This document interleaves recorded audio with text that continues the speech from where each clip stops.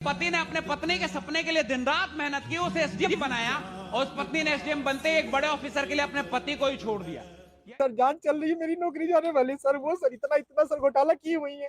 ये आंसू एक मजबूर पति के हैं। जी हाँ आलोक दोस्तों, ये वही कपल है जिनके बारे में आप कभी न कभी कहीं न कहीं ज़रूर सुने होंगे। मुझे ये समझ में नहीं आ रहा है कि इस न्यूज़ को इतनी ज़्यादा वैल्यू दी जा क्यों रही है। समाज में हर तरह के लोग रहते हैं। आप किसी एक या दो घटना से समाज के आधे पॉपुलेशन को तो नहीं आंक सकते हैं। ना जाने कितने तरह की अफवाह फैलाई जा रही है। मैं ये नहीं कहता कि उसे न्याय नहीं मिलना चाहिए। ये कोर्ट का मामला है, कोर्ट में रहना चाहिए। समाज में इस तरह की गंदगियाँ, इसी तरह से न्यूज मीडिया जातिवाद को फैलाती है ताकि एक प्रहार पड़े और दंगा उभर जाए।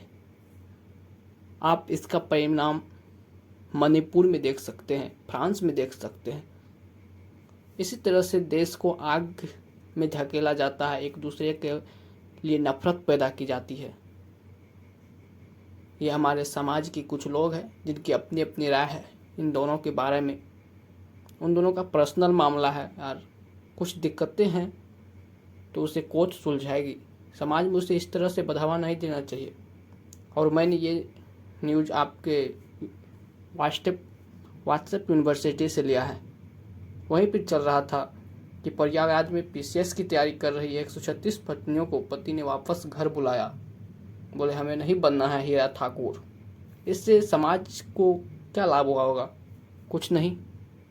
लाभ तो किसी को नहीं हुआ होगा, हानि किसको हुई? उसी परिवार वाले को ना जिसने वापस बुलाया, या उन लड़कियों को। तो एक घटना से आप इतने सारे समाज को एक गलत दिशा में धकेल दे रहे हैं। इसलिए इस तरह की न्यूज़ और इस तरह की अफवाहों से हमारे समाज को बचना चाहिए। ये समाज के लिए कैंसर से बढ़कर कहीं है। और उसी व्हाट्सएप यूनिवर्सिटी की एक और ये न्यूज़ है कि पंडिताई कर बनाया एसआई। अब पत्नी बोली मुझे रखने की तुम्हारी हैसियत नहीं। मानते हैं समाज में इस तरह की घटना नहीं होनी चाहिए, लेकिन जिस वक्त इसी समाज में सुपनेखा एग्जिस्ट करती थी उसी वक्त माँ सीता भी एग्जिस्ट करती थी। सुपनेखा के एग्जिस्ट करने से माँ सीता के महत्व को कम नहीं किया जा सकता है। अगर हमारे समाज को विकसित और विकास की रास्ता पर लेके चलना है तो समाज के प्रत्येक पहलू को विकसित होना पड़ेगा। यह है आपके न्यूज़ चैनलों की सुर्खियाँ। लाखों लाखों व्यूज मिली है, जिसको कभी पहले किसी न्यूज़ पे 200-300 व्यूज मिलती थी, उस पर लाखों व्यूज आ रहे। क्यों नहीं वो इस तरह की न्यूज़ को अफवाहों की तरफ फैलाएंगे? आप किसी भी न्यूज़ चैनल को खोलिए, आपको वो नहीं बताया गया होगा जो सच्चाई है। आपको वो बताया जाता है जो देखने में आपको इंटरेस्ट है। इसी तरह की गलत अफवाहें, कभी हिंदू मुस्लिम जातिवाद, दंगाई। इसकी नाम है आनंदीबाई जोशी। शायद आपने पहले कभी नाम सुना भी नहीं होगा। इनकी भी केस ठीक सेम है। इसका भी शादी 9 वर्ष की आयु में हो चुकी थी। इसके पति जी 20 साल इससे ज़्यादा एज के थे, लगभग 30 साल के थे।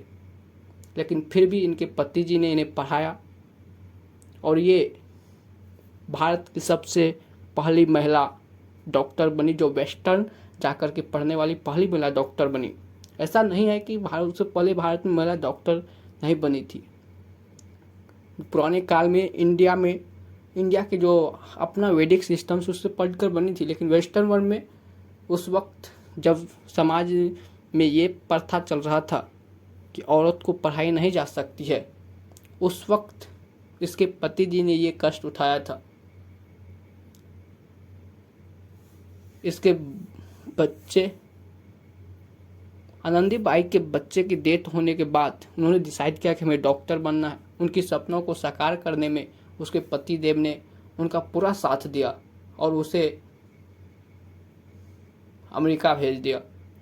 वो वहाँ जाकर पढ़ी और भारत की सबसे पहली लेडी डॉक्टर बनी, जो कि किसी वेस्टर्न वर्ल्ड में, या कह सकते हैं Indian first doctor of western medicine, जो वेस्टर्न वर्ल्ड की मेडिसिन बनकर बनी थी।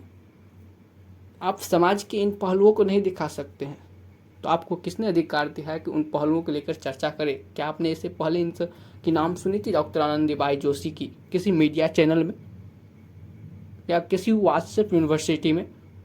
फर्स्ट हिंदू वुमेन थी जो अमेरिका जाकर किसी डॉक्टरेट की पढ़ाई की थी। आप इन न्यूज़ों को व्हाट्सएप यूनिवर्सिटी में फॉरवर्ड नहीं कर सकते हैं, लेकिन उस तरह के न्यूज़ एक घटना हुई देश में, उससे हम देखें 200 महिलाओं को बुला लिया जा रहा है व्हाट्सएप यूनिवर्सिटी के द्वारा। हमें नहीं, ये नहीं पढ़ना है। आप एक न्यूज़ से 200 को निर्णय ले रहे हैं, इससे समाज पर क्या असर पड़ेगा? इस तरह की घटना नहीं होना चाहिए। अगर आप इस तरह की फालतू चीज़ों को फैला रहे हैं, इसका असर समाज में ज़रूर देखने को मिलेगा। इस समाज को बढ़ाने का दायित्व आपका है। ये समाज आपका है, ये देश आपका है।